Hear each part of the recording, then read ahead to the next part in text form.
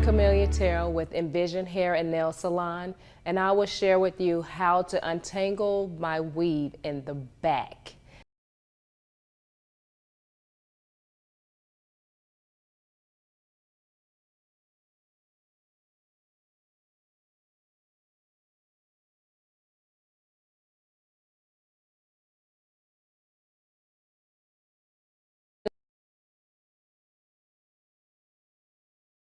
The nape of the head, starting with the end of the hair, and brush using a vent brush and brush all the way up till you reach the scalp. And this is the proper way of detangling hair that is matted to the back of your head.